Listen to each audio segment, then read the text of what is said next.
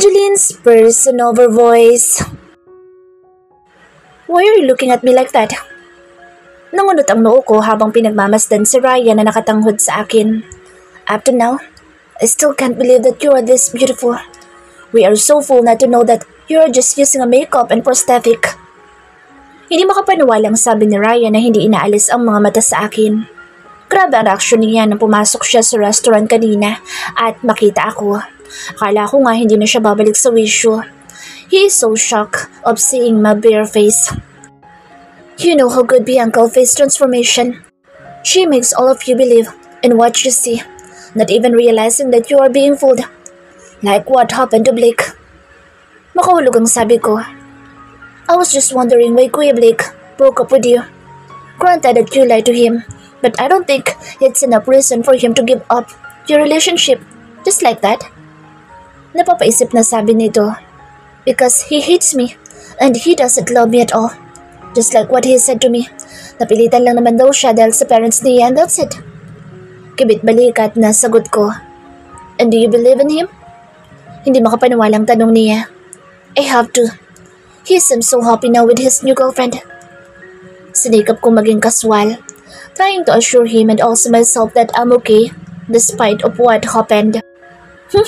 Nasaktan lang ang ego niya. That's why. I know Kuya Blake. The way he treated you is way different from the other girl he used to date before. Kaya hindi ako naniniwala sa sinabi niyang hindi kanya totoong minahal. Magsasalita pa sana ako nang matigilan ako sa iniluwan ng pinto ng aking opisina. Kuya Ryan, I miss you. Bunga dabati ni Bianca sa pinsan. Sunugod ito ng yakap at nagsumiksik pa sa dibdib nito. Bianca, what made you here? Gabi na. Did your parents know that you're here? Sunod-sunod na tanong ni Ryan sa pinsan. Of course, 18 na ako, remember? At nagpaalam ako before going out, so don't you worry. Si Ate Angeline talaga ang sadya ko dito. Sabay baling dito sa akin. Me?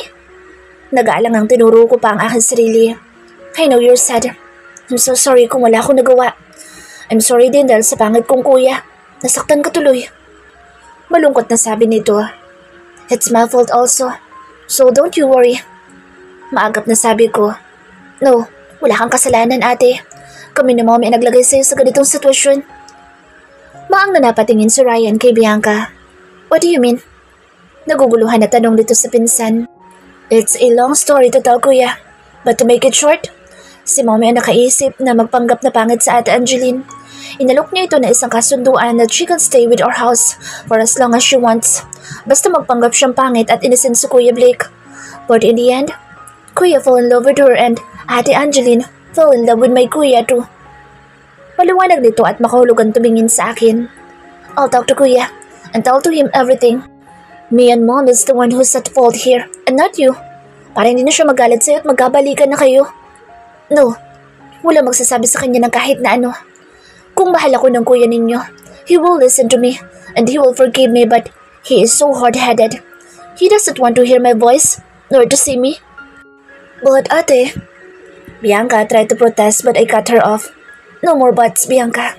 Magagalit ako kapag sinabi mo kay Blake ang naging plano natin.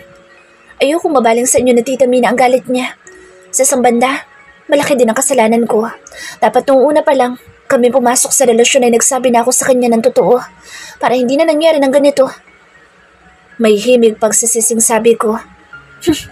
Nakakainis naman kasi sa kuya eh. Alam ko matigas ang ulo niya pero hindi ko akalain na ganyan siya magagalit. Hindi ko pa kasi nakikita nang nagagalit yun eh. Inis na sabi nito. Could we not talk about that issue? Masyado nang nakaka-stress. Walang ganang sabi ko. Ay, tama ka ate. Nakaka-stress ng pag-usapan si kuya. Iba na lang pag-usapan natin. Question nito. Sabay kaming napalingon kay Ryan nang tumunog ang cellphone nito. I have to answer this call. Maiwan ko na muna kayo. See you later, girls. Paalam nito sa amin. Agad tumayo at tuluyan ng lumabas sa aking opisina. You remember, Lance? Excited na tanong ni Bianca at nangalumbaba pa sa harapan ko habang nakatingin sa akin. Lance who? Kunutong tanong ko. Wala naman ako maalalang Lance. Si Lance Fernandez, yung na-meet natin sa fashion show last night. Nagniningning ang mga mata nito habang nagsasalita. remember now. What about him? Tumawag kagabi. Ate, alam mo kung gaano siya kasikat sa school namin? At talagang ultimate crush namin siya ni Ate Shan. Ang captain ng national team. Ang kaso, mukhang ikaw ang type ate. Yung level of excitement niya ay biglang bumaba doon sa huli niyang sinabi. Napakunot ang noo ko. Ako? Type nun? He is 5 years younger than me. Hindi interesadong sabi ko. Yun ang ate. Sa sobrang ganda mo kahit bata ay nagkakagusto sa'yo. Bakit hindi mo ipakita kay Kuya Blake na hindi lang siya lalaki sa mundo? Huwag mo ipahalatang head over heels in love ka sa kanya. Ang bilis nga makahanap ng girlfriend. Lance is a good catch. He came from a well-known family. Pambabuyo nito sa akin. Kala ko ba crush mo? Bakit narareto mo sa akin? Hindi makapaniwalang tanong ko. Basta ikaw ate, I'm willing to give way. Ayoko na maipilit ang sarili ko kung hindi naman ako ang type. Move on agad. Bianca, ikaw talagang bata ka. Kinurot ko ang pisngi nito. Sa totoo lang, kayo ang mas bagay ni Lance. Ikaw nga ang gusto niya eh. Ang sabi niya, ilakad ko daw siya sa'yo. Ate, huwag ka nang choosy. Ang dami kayong nangangarap na maging girlfriend ni Lance. Ang haba nga ng pila eh. Ano ka ba? Kabibreak lang namin ng kuya mo, magbaboyfriend agad ako? Bakit si kuya mag-girlfriend agad? Tigilan mo nga ako, Bianca. Wala sa isip ko mga bagay na iyan. Pag-isipan mo rin, ate. Ginulo ko ang buhok nito. Ikaw talaga? Natatawang naiiling na sabi ko. Na-extend ng isang oras ang dapat sana'y uwi ko. Kinailangan ko mag-overtime para tulungan si Ryan sa presentation niya para sa kanyang business expansion. He will send it to his dad for proposed budget. Medyo malaki ang kailangan niya and he need a financier. Be careful of driving. Take care, okay? Bili ni Ryan sa akin nang nasa parking na kami at sumakay na kami sa kanya-kanya naming sakyan. Okay, you too. Mag-iingat ka.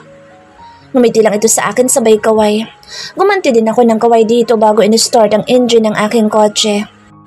9 o'clock in the evening, exact time when I arrive at the building at agad ako sumakay ng elevator na maghahatid sa akin sa 6th floor. Mag-isa lang ako sa loob. Pasara na ito nang bigla uling bumukas. Nagulat ako nang may pumasok na lalaki at lalo kong ikinagulat nang mapagtanto ko kung sino ito. Nagulat din siya nang makita ako. Angeline, nakangiting bigkas nito sa pangalan ko. Lance! Hindi makapaniwalang sabi ko. What are you doing here? Takang tanong ko. Dito ako nakatira. Ang sagot naman nito na pinindot ang button sa number 6. Nagtaka ako dahil sa 6th floor din pala ang punta niya. Ew, why are you here? Balik tanong nito sa akin. Same, dito rin ako nakatira. Natatawang sabi ko. Oh really? What floor? Hindi makapaniwalang tanong niya. 6th floor. Ang sagot ko naman. So, magkapit-bahay pala tayo? How come na hindi kita nakikita dito? Kalilipat ko lang 2 days ago. Oh, that's why. 3 days ako sa ancestral house namin. Naglambing ang mommy ko. She wants to see me. Paliwanag nito. Tumunog na ang elevator at nasa 6th floor na kami. Pinauna siyang lumabas ni Lance at pagkatapos ay sumabay naman sa kanya sa paglalakad. This is my unit. Turo ko sa pintuan ng aking tirahan. Oh, what a coincidence. And this is mine. Turo naman ito sa katabing pinto ng sa akin. Literal na magkapit-bahay nga tayo. Magkatabi lang pala talaga ang pintuan natin. Natatawang sabi ko. Oo nga. I'm happy to know that you're just a doorway from me. Masayang sabi niya. So paano? Papasok na ako sa loob? Paalam ko dito. Yeah, I'll go ahead too, but you go first. Itinuro nito ang pinto ko kaya naman pagkapindot ko ng aking passcode, ay kumaway pa muna ako dito bago pumasok sa loob. Nanatili siyang nakatayo at nakangiti na hinintay ako hanggang makapasok. Tingnan mo nga naman, kanina lang ipinag-uusapan namin siya ni Bianca tapos ngayon magkapit-bahay pa pala kami. Hindi talaga ako makapaniwala. Nagpahinga lang ako sandali bago naligo. Ang presko na ng pakiramdam ko. Matapos patuyuin sa blower ang buhok ko ay dumiretso na ako sa aking kama para magpahinga. Ilang minuto lang sa pagkakahiga ay hindi ko na malayang nakatulog na pala ako. Day off ko ngayon kaya naman hindi ko kailangang gumising na maaga pero alas 7 pa lang ay kusa nang dumilat ang mga mata ko. I have lots of time to relax. Masyado ako naging exhausted ng mga nakaraang araw kaya naman naisip kong tumambay lang muna sa bahay. Naglaba ako ng mga damit ko at naglinis ng buong bahay. Nakalimutan ko na ngang mananghalian dahil sa sobrang busy ko. Matapos kong gawin ang lahat ng trabaho sa bahay ay naligo na ako. Bala ko magpa-deliver na lang ng makakain. Pumasto na ako ng upo sa sala at hinarap ang aking cellphone. Namimili ako ng masarap na pagkain nang may marinig akong nag-doorbell. At sino naman kaya nga sa labas? Wala namang nakakaalam kung saan ako nakatira maliban kay Damien. Alanganing tumayo ako para pagbuksan ng tao sa labas at nabungaran ng mga mata ko ang napakagwapong si Lance. Naka-muscle shirt ito na puti at short na blue and white stripe. He looks so neat at ang bango-bangong tingnan. The height and the body na para bang isang modelo. Ang ganda pa ng pagkakangiti nito sa akin. Tama si Bianca, napipilahan talaga ito ng mga babae dahil guwapo namang talaga. I thought, you're not having a lunch yet. Baka gusto mong sumabay sa akin kumain? I ordered Japanese food. Itinaas nito ang bitbit na plastic bag na naglalaman ng mga pagkain na hindi ko napansing hawak niya kanina dahil sa mukha lang niya ako nakatingin. Masyado akong na-focus sa gwapo nitong mukha. I was about to order the food. Hindi pa nga talaga ako nagla-lunch. Ang sagot ko, halika, pasok ka. Ay ako dito at nilakhan ko ang awang ng pinto para makapasok ito. He looks so nice and harmless naman kaya hindi ako nakaramdam ng takot na mapag-isa kasama siya. Nice place. Ang sabi nito habang inililibot ang tingin sa kabuuan ng unit ko. Thank you. Halika sa kitchen. Ay ako dito at nagpatuunan ng lumakad. Sumunod naman ito sa akin. Ilapag mo na lang sa lamesa ang mga bitbit mo. Kukuha lang ako ng plato. You want juice? Yeah. Matipid na sagot nito. Hinanda ko ang plato at kutsara. Nilagyan ko din ito ng isang basong pineapple juice at pumwesto na ng upo sa tabi nito. Bigla akong natakam sa mga pagkain na nakahain sa harap namin. Ang tagal na rin simula nang nakakain ako ng Japanese foods. Wala ka ba lakad ngayon? Ang tanong ko dito habang kumakain kami. Ewan ko ba, pakiramdam ko matagal na kami magkakilala at ang komportable ko sa kanya. Hindi ako nahihiya kahit puno ang bibig ko na nagsasalita. Bumaling ito ng tingin sa akin at pagkatapos ay napapangiting kumuha ng tissue at pinunasan ng gilid ng labi ko. Bahagya akong namula sa ginawa nito. Semester break namin. Bukas pa, ang practice ko ng basketball. Sagot nito. So, nag-aaral ka pa pala? Yes, 4th year, civil engineering. Wow, that was a tough course. Pumahangal sabi ko. My dad was an engineer too. We have a construction firm in Utah and I admire him so much. When I was young, seeing him in hard heart was so amazing. I find it cool. Yeah, it is.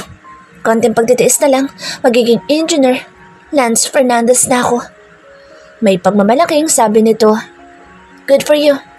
Strive hard for your dreams. And how about you? What is your dream? I'm a bit stunned with his question. Ano nga bang pangarap ko? At my age, I just want someone to love me and accept me as me. Makahulog ang sabi ko. Ewan ko ba kung bakit yun ang lumabas sa bibig ko. I should not have said that in front of him. What if that someone is in front of you right now? Seryosong tanong niya na ikinabigla ko. Huh? What are you saying? Do you believe in love at first sight? Because that's what I feel the first time I saw you. Pagtatapat nito sa akin, natigilan ako. Kakakilala lang natin noong isang araw. Ang sabi ko, I tried to love to ease my tension. No, siguro nga ngayon mo lang ako nakita. Pero ikaw, matagal na kitang hinahanap. Seryosong sabi nito na ikinagulat ko. Huh? What do you mean? Naguguluhang tanong ko. I'm there, in your wedding day. I was done seeing you wearing a wedding gown. You look so beautiful. The most beautiful girl that I ever saw. I felt sad dahil kakasal ka kay Kuya Damien. Pero tumakbo ka sa kasal ninyo. I should feel bad for my cousin but a part of me is happy. Hindi natuloy ang kasal ninyo at para nagkaroon ako ng pag-asa. I tried to look for you everywhere but apparently, you're nowhere to find.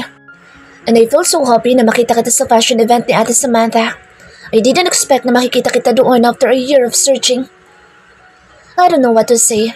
Hindi lang pala si Damien na naghahanap sa akin ng time na iyon. There is someone who cares for me also. Third person over voice. Nang mga sumunod na araw, ay lagi nang nakikita ni Angeline si Blake sa mga social media posts nito na may kasamang babae. Ang sweet-sweet ng dalawa at mukhang may relasyon talaga sila. Hindi niya alam kung ano nangyari kay Grace at ang babaeng iyon na naman ang apple of the eye ni Blake. Bakit ang tahimik mo? Nag-aalalang tanong ni Lance kay Angeline. Kasalukuyan silang nasa isang charity institution na nangangalaga sa mga batang lansangan na walang matitirahan.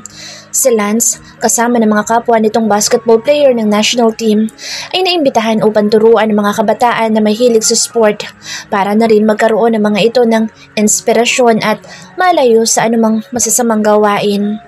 Isinama siya ni Lance dito para na rin makita niya ang kalagayan ng mga kabataan. Pareho sila nag-iisang anak kaya naman tuwang-tuwa sila sa mga bata. Kasalukuyang nasa swing si Angeline nang makita ito ni Lance na nag-iisa at parang may malalim na iniisip.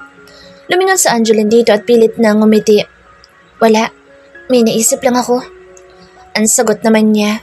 Nakita niya kasi ang post ni Blake na kasama ang babaeng iyon. Nasa Japan ang dalawa at masayang namamasyal sa Disneyland. Nalulungkot siya at nakaramdam ng matinding selos. Tinanggap na lang niya sa sarili niya na isa lang siya sa mga naging babae ni Blake at hindi talaga ito ang tipo ng lalaki na magseseryoso sa isang babae. You look so sad. Kung kailan mo gustong sabihin sa akin ang problema mo, nandito lang ako lagi para makinig. Pinilit ito na pasayahin ng boss para mahawa din ang kausap. I know na nabastard mo na ako, but still, if you need a boyfriend, lagi lang akong available para sa'yo. Hindi ko ipinipilit ang sarili ko, but if you decided that you're ready to have a boyfriend, I hope isa ako sa choices mo. Pagbibiro nito, tanggap na naman niya sa sarili niya na hindi siya maaaring magustuhan nito dahil may mahal na itong iba. Bakit hindi natin subukan? Ang tanong ni Angeline na ikinakunot naman ng noo ni Lance. Hindi niya inaasahan na yun na magiging tugon ng dalaga. What do you mean? He asked confusingly. Nag-joke lang siya para mapatawa ito. But if it has something to do with what he says, Angeline took it seriously. Bakit hindi natin subukan? I know you love me and binabawi ko na ang pambabastard ko sa'yo noon. I want to give you a chance. Bakit hindi natin subukan na maging mag-boyfriend, girlfriend? Seryosong tanong niya na ikinabahala ng husto ni Lance. Yung kanina'y normal na pintig ng puso niya ay dumadagundong na ngayon. Ang bilis ng pintig nito at hindi niya maipaliwanag ang excitement na nadarama. Are you serious? Paniniguro niya. Yes, I am. Hindi ko ipinapangakong masusuklian ko agad ng pagmamahal ang pagmamahal mo sa akin pero sisikapin ko maging mabuting girlfriend ako sa'yo. Sigurado na si Angeline sa kanyang desisyon na papasukin si Lance sa kanyang puso. Alam niyang hindi ganoon kadali ang proseso pero umaasa siya na matututunan din niya itong mahalin. Hindi mahirap mahalin ang kagaya ni Lance. Nasa kanya na ang lahat ng katangian na gugustuhin ng isang babae. Wala dito ang problema kung hindi nasa puso niyang pilit na umiibig sa maling lalaki. Mula ngayon ay kakalimutan na niya si Blake at mabubuhay na siya na iniisip ang sarili niya at ang ikabubuti niya. Kung patuloy siyang aasa at maghihintay sa pag-ibig nito, ay lalo lang siyang masasaktan at magiging miserable.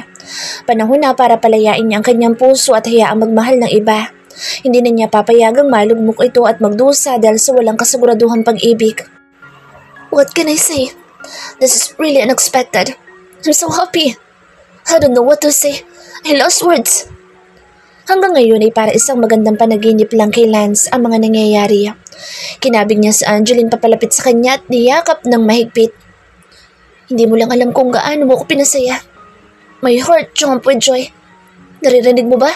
Ang mabilis na pintig ng puso ko. Napatangon si Angeline.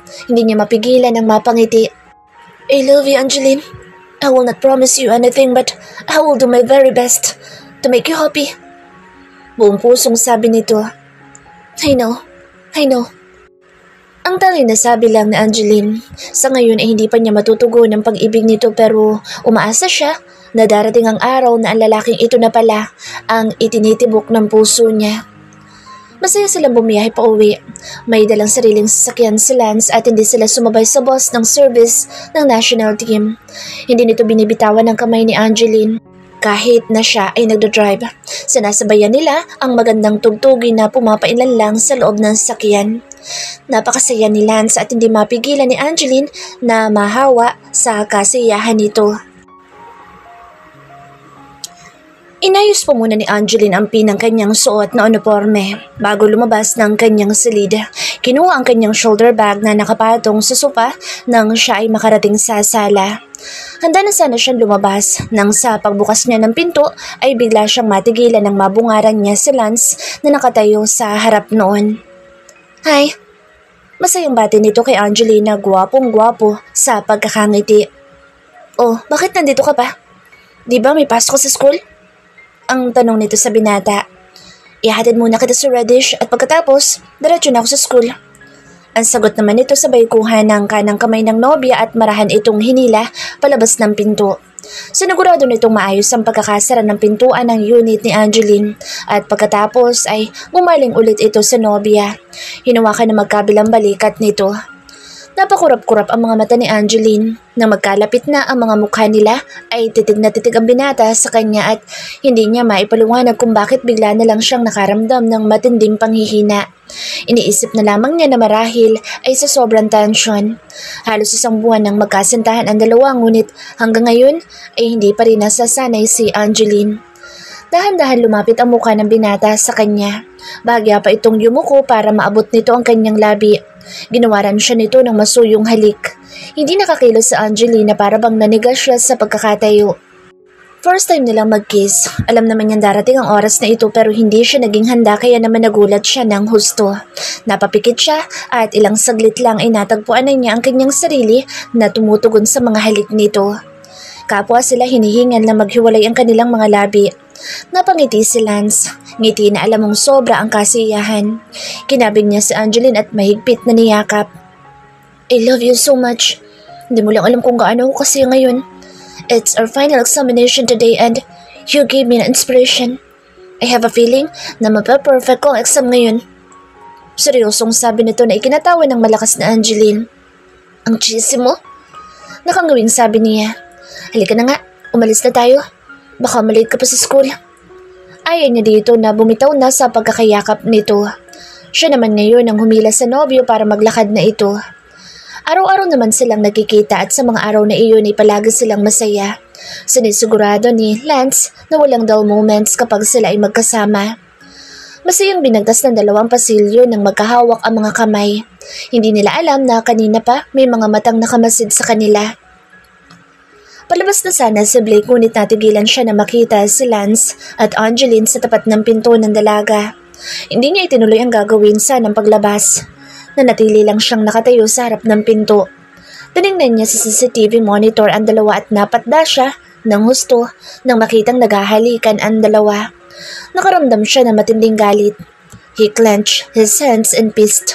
Akala niya ay hindi totoo ang narinig niyang pag-uusap ni Damian at Miguel na si Angeline at Lance daw ay magkasintahan na. Buong akala niya ay pinagkakaisa lang siyang asari ng mga kaibigan ngunit sa nakita mismo ng kanyang mga matang paghahalikan ng mga ito at kung gaano sila ka-sweet habang magkayakap at masaya nag-uusap. Magkahawak kamay ang mga ito habang naglalakad. Bigla tuloy siyang nawala ng ganang pumasok sa trabaho. Hindi niya masisisi si Angeline. Matagal na niya itong pinakawalan dahil isa siyang malaking tanga. Takot sa commitment at hindi alam kung paano magseryoso sa isang relasyon. Kaya walang dapat nasisihin dito kung hindi siya lamang. Tumuloy siya sa kanyang minibar at nagbukas ng alak. 7:00 pa lang ng umaga at hindi pa nga siya nag-aalmusal ay alak na agad ang pinasok niya sa kanyang tiyan. Talagang nasa huli ang pagsisisi. Hindi niya akalaing napakasakit pala na makita ang babaeng pinahahalagahan mo na masaya na sa piling ng iba. Hindi mawala-wala sa isip niya ang masayang mukha ni Angeline habang kasama si Lance. Sa kabilang banda, na-realize niyang may karapatan itong maging masaya at napapasaya siya ni Lance. Mga bagay na hindi niya kayang ibigay dito dahil puro sakit ng kalooban lang ang naidudulot niya sa dalaga. Malaya si Angeline na magmahal ng iba at deserve niyang maging masaya. Kaya kahit na nasasaktan, ay sisikapin niyang tanggaping tuluyan ng nawala ito sa kanya. Kinabukasan, napagpasyahan niyang umuwi na lang muna sa kanilang mansyon. Hindi makabubuti kung sa kondo pa rin niya siya titira. Lalo lang siyang masasaktan kapag nakikita niya kung gaano kasaya sina Lance at Angeline at ipinamumukha sa kanya noon kung gaano siya katanga at kung ano ang sinayang niya. Lumipas ang maraming buwan na hindi namamalaya ni Angeline ang bilis ng panahon at hindi niya inaasahang isang araw ay gigising siya na mahal na pala niya si Lance. Kung gaano ito kabait sa kanya, kung gaano siya pahalagahan nito, ang mga magagandang katangian na lalaki, ang pag-uugali nito na unti-unti niyang nakikilala sa paglipas ng mga araw na lalo lang napamahal sa kanya. Ibaba mo na ako, pwede ba? Pilit kumakawala sa Angeline sa pagkakabuhat ni Lance. No, I will not put you down, not until we reach the shore. There are so many jellyfish in the water, and I don't want them to cling into your legs. Kung ayaw mo ko mahirapan, just stay still hanggang sa makarating tayo sa Pampang. Ang sabi ni Lance sa nobya. Maraming dikya sa dagat at hindi niya sigurado kung ano magiging epekto nito kapag dumikit sa katawan ng tao. Natatakot siyang mapahamak si Angeline. Kanina naman ay wala ang mga iyon ngunit kung bakit nagsipagsulputang bigla. Kaya napagdesisyonan na lang nilang umahon na muna sa dagat. Next week graduation mo na. Excited na ako magkaroon ng boyfriend na engineer. Engineer Lance Fernandez. Bagay na bagay sa iyo, love.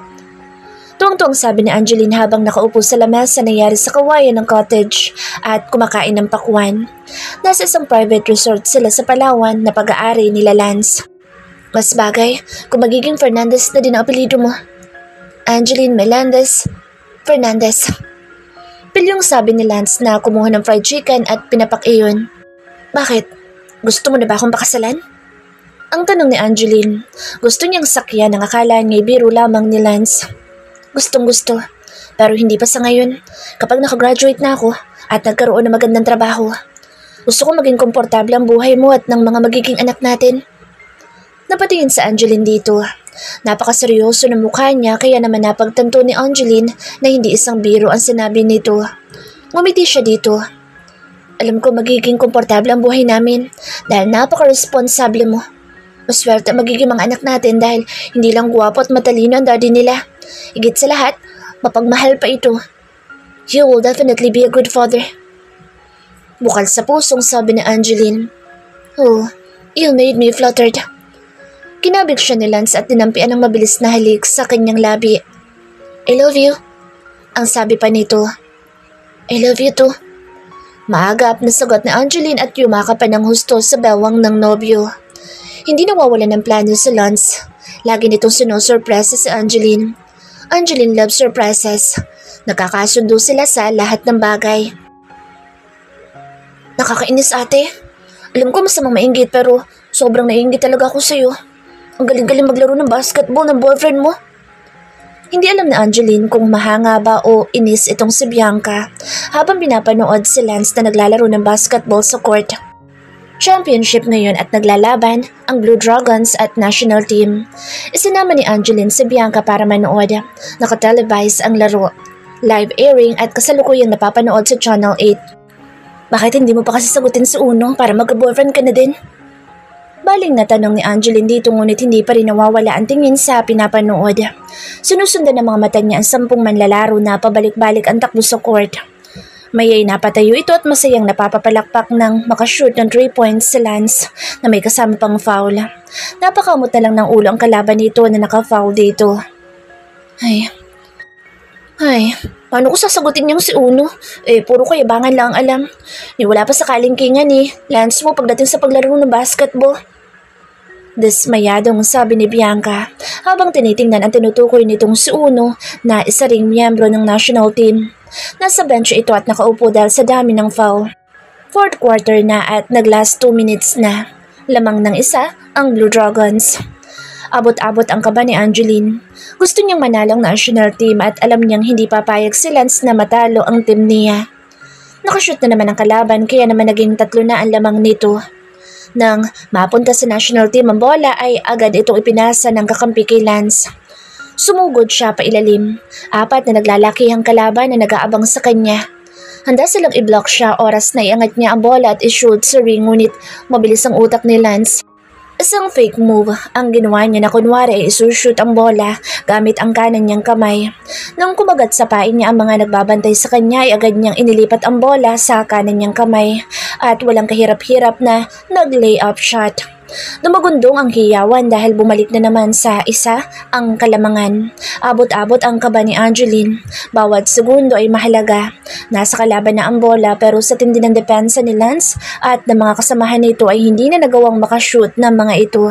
Sa uling pagtatangka ng star player ng Blue Dragons na pumuntos ay nabutata ito ni Lance na lalong nagpainit ng tensyon sa buong paligid. Napulot ng kakampi niya ang bola at mabilis na nagsipagtakbo ang mga ito para makarating sa kanilang court. 5 segundo na lang at mauubos na ang oras. Nang ipasa kay Lance ang bola ay nagpakawala ito ng isang fadeaway shot na saktong-sakto sa ring. Tuwang-tuwang niyakap ito ng mga kasamahan. Nagbagsakan ng mga balloons and confetti. Lumamang ng isang national team at sila ang tinanghal na champion. Bago pa man tawagin lahat ng miyembro para parangalan, ay agad nang nagtatakbo si Lance papunta sa direksyon nila. Nang makalapit ito sa nobya ay tuwang hinalikan ito sa lobby at saka binuhat. Nagkisla pa ng mga ilaw. Maraming kumuha na larawan ng dalawa. May ibang nagvideo pa sa kanila. Maraming mga nanghihinayang at naiinggit nang malaman nila na may girlfriend na pala ang pinakasikat at pinakamagaling na player ng national team at Captain Bo na si Lance Fernandez. Ang daming mga estudyante at mga dalagang nanonood ng mga oras na iyon at ang lahat ay napapasana all na lang. Hindi nakaligtas sa pandinig ni Angeline ang sinabi na isang babae nakapwesto na upo sa likuran nila na ikinangiti niya ng husto. Uwi, anak. May nanalo na. Bitter na sabi nito. Si Ate Angeline talaga nag-champion eh. Natatawang sabi ni Bianca. Binalingan ito ni Lance at ginulo ang buhok. Bakit hindi mo lapitan si Uno at batiin? Ang sabi nito. Umikot naman ng 360 degree ang mga mata ni Bianca. Che, bahala ka dyan. Inis na sabi nito at padaskol na inayos ang nagulong buhok. Nagtawa na naman sina Angeline at Lance dahil sa cute na reaksyon ni Bianca. First, I want to thank God for His guidance and for making all of these things possible. I am so blessed and I am very much grateful. Second, I want to thank my ever supportive and beautiful girlfriend who's been my inspiration to strive more and give my best shot in everything that I do. I love you so much. Thank you for coming into my life. You're the best thing that ever happened to me. Buong pusong sabi ni Lance. Hindi napigilan ni Angeline ang maiyak. Ramdam niya kung gaano ito kasincere at tumatagos sa kaibuturan ng kanyang puso. Ang bawat salitang binibitawan nito, walang pagsidla ng kanyang kasiyahan. Ang speech na iyon ang naabutan ni Blake nang ilipat niya ang channel ng TV at mapunta iyon sa Channel 8. Speech ni Lance na bukod sa kanilang championship trophy ay tumanggap din ito ng MVP award. Kung paanong naiyak sa Angeline sa labis na tuwa sa mga sinabing iyon ni Lance. Tanggap na niya ang sitwasyon, lalo pa at nakikita niya kung gaano ito kasaya ngayon. Ngunit may isang bahagi dito sa puso niya ang panghihinayang. Kung may babalik lang sana niya ang nakaraan, kaya lang huli na ang lahat.